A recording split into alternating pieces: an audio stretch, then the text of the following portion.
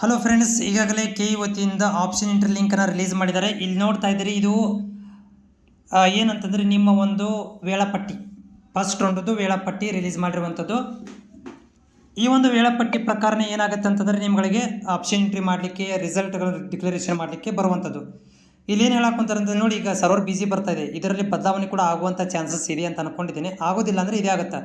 Option entry ಮಾಡಲಿಕ್ಕೆ 20 ತಾರೀಕಿಂದ start ಆಗ್ತಿದೆ ಅಂತಿದ್ರು, 11 ಓಕೆ. ಆಪ್ಷನ್ ಎಂಟ್ರಿ ಈಗ ಸ್ಟಾರ್ಟ್ ಆಗಿದೆ. ಓಕೆ, ಸೊ ಆಪ್ಷನ್ ಎಂಟ್ರಿಗಳನ್ನು ನೀವು ಮಾಡ್ಬೋದು. ಆಮೇಲೆ 30ನೇ ತಾರೀಕಿಗೆ ಕೊನೆ ದಿನಾಂಕ, 30/6/2026 ಕೊನೆ ದಿನಾಂಕ.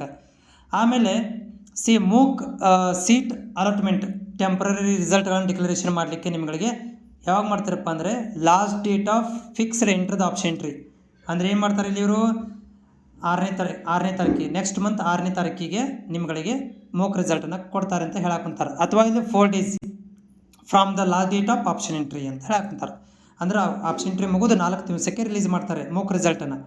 ಆಫ್ಟರ್ ಮೂಕ್ ರಿಸಲ್ಟ್ ಫೈನಲ್ ರಿಸಲ್ಟ್ಗಳನ್ನ ಏನು ಮಾಡ್ತಾರಪ್ಪ ಅಂದ್ರೆ ಇವು ಅಡಿಟ್ ಮಾಡ್ಕೊಳ್ಳಿಕ್ಕೆ, ಏನು ಮಾಡ್ಕೊಳ್ಳಿ 6ರಿಂದ 9 ತಾರೀಕು ತನಕ ಅಡಿಟ್ ಮಾಡ್ಕೊಳ್ಳಿಕ್ಕೆ, ರೀಅರೇಂಜ್ಮೆಂಟ್ ಮಾಡ್ಕೊಳ್ಳಿಕ್ಕೆ 6ರಿಂದ 9 ತನಕ ಕೊಡ್ತಾರೆ. ಫೈನಲ್ ರಿಸಲ್ಟ್ ಡಿಕ್ಲರೇಷನ್ ಆಗೋದು, ಫೈನಲ್ ರಿಸಲ್ಟ್ ಆಗೋದು ಯಾವಪ್ಪ ಅಂದರೆ 15/7/2025.